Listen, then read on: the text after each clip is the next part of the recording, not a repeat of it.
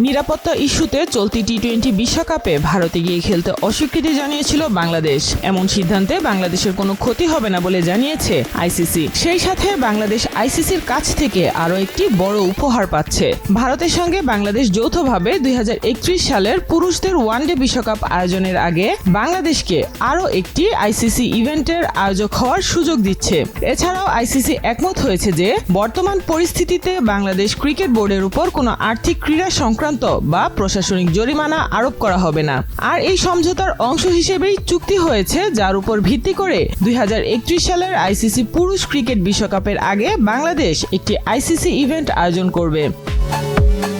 চুক্তি অনুযায়ী ICC, PCB এবং বিসিবি অন্যান্য সদস্যদের পাশাপাশি ক্রীড়া জগতের সর্বোত্তম স্বার্থেই নিরবিচ্ছিন্ন সংলাপ, সহযোগিতা এবং গঠনমূলক সম্পৃক্ততার বিষয়ে প্রতিশ্রুতিবদ্ধ।